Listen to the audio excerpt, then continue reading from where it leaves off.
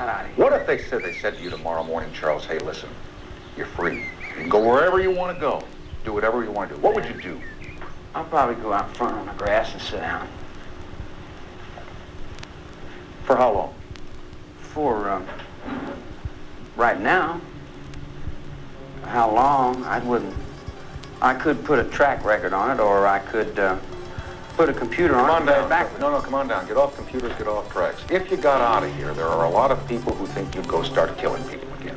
Again? Mm-hmm. Well, you guys are misinformed. I haven't killed anyone.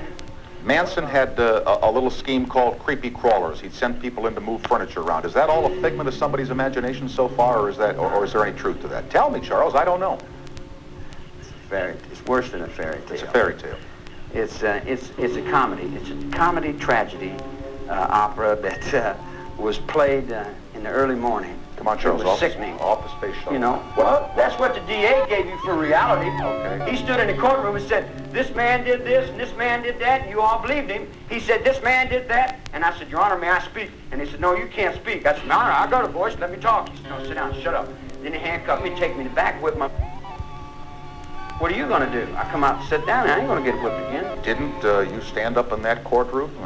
Sure, I stood up. By the way, let me just go back. I felt the repercussions in the back of it. Okay, but you say the whole thing's a fairy tale. You say the whole thing is make-believe. Yeah, that's his helter-skelter. It wasn't mine. The body of Sharon Tate is make-believe. That's make-believe. Make-believe. That's make-believe to the people that went in there and did what they did. And who were those people? Yeah. But you know who they were. Sure I know who they were. They were with you at the Spahn Ranch. They were part of this thing called, if not the Manson family or the Manson cult, the Manson Ranch. Call it what you will. So then, what? And Tex Watson testified in a court of law that you told him, go to the house that Terry Melcher used to live in and kill those people in a most gruesome way. A man that was once your associate said that of you, and now you sit here and say that's not true, that's all make-believe? You got a stone wall there. Won't you take it down a little bit? Look here. I'll explain something to you. Tex took the witness stand, and this is record, and he said, I don't know whether I'm Charlie Manson or my mother.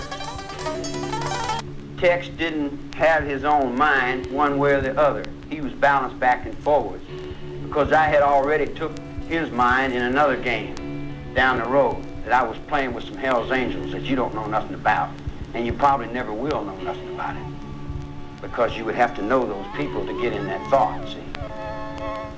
But there's different colors on different people's backs doing different things. It's a different world. I love the world I live in, too, just like Regan loves the world he lives in. You love the world you live in. Most assuredly, it's me. You love all the pain that you've caused people. All the pain that you've I don't know pain. I don't know pain. I have no depth of pain. I have no depth of suffering. I don't know ridicule. I don't know all the bad things. I haven't been punished by you all my life since I was 10 years old. I've been in every reform school you got across the country and used to lay down and have to get my ass whipped till I couldn't walk. Tell me about some pain. And that's our fault. That's all those people... No fault. Make strong, good pain. Understand pain. Not bad. Pain's not bad. It's good. It teaches you things. It teaches you things. Like when you put your hand in fire, you know not to do that again. Yeah. Yeah, I understand that. But how come you didn't That's learn... the reason I never stick my hand in fire. But, excuse me, you've been putting your hand in the fire since you were a little boy. I have? You just told me a couple of minutes ago that out of 47 years, you've spent 34 of them behind bars. Now, if that isn't putting your hand in the fire, I don't know what is. What year was that? The year is not important.